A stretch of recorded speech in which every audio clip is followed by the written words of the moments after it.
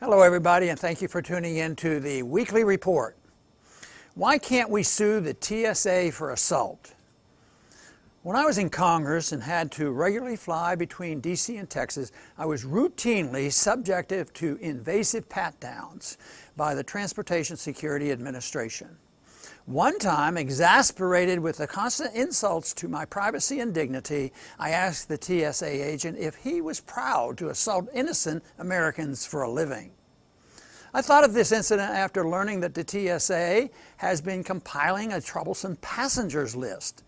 The list includes those who have engaged in conduct judged to be offensive and without legal justification, or disruptive of the safe and effective completion of screening. Libertarian journalist James Bovard recently pointed out that any woman who pushes a screener's hands away from her breast could be accused of disrupting the safe and effective completion of screening. Passengers like me who have expressed offense at TSA screeners are likely to be on the troublesome passenger list. Perhaps airline passengers should start keeping a list of troublesome TSA agents. The list could include those who forced nursing mothers to drink their own breast milk, those who forced sick passengers to dispose of their cough medicine, and those who forced women they found attractive to go through the body screener several times. The list would certainly include the agent who confiscated a wheelchair-bound 3-year-old's beloved stuffed lamb at an airport and threatened to subject her to a pat-down. The girl, who was at the airport with her family to take a trip to Disney World, was filmed crying that she no longer wanted to go to Disney World. The TSA is effective at violating our liberties, but it is ineffective at protecting our security.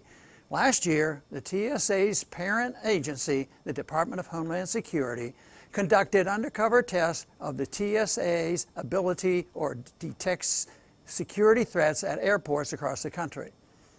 The results showed the TSA staff and equipment failed to uncover threats 80% of the time. This is not the first time the TSA has been revealed to be incompetent. An earlier DHS study found TSA screenings and even the invasive pat-downs were utterly ineffective at finding hidden weapons.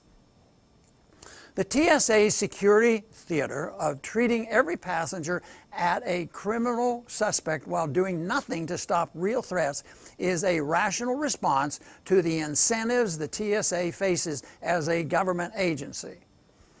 If the TSA puts up an appearance of diligently working to prevent another 9/11 by inconveniencing and even assaulting as many travelers as possible, Congress will assume the agency is doing its job and keep increasing the TSA's budget. Because the TSA gets its revenue from Congress, not from airline passengers, the agency has no reason to concern itself with customer satisfaction and feels free to harass and assault people as well as to make lists of people who stand up for their rights. Congress should end the TSA's monopoly on security by abolishing the agency and returning the responsibility for security to the airlines. The airline companies can contract with private firms that provide real security without treating every passenger as a criminal suspect. A private security firm that assaults its customers while failing to detect real dangers would soon go out of business, whereas the TSA would likely have its budget and power increased if there was another attack on the U.S. If shutting down the TSA is too radical a step, Congress should at least allow individuals to sue TSA agents for assault. Anyone who has suffered unfair treatment by the TSA as a result of being put on the troublesome passengers list should also be able to seek redress in court. Making TSA agents subject to the rule of law is an important step toward protecting our liberty and security. Thank you for listening.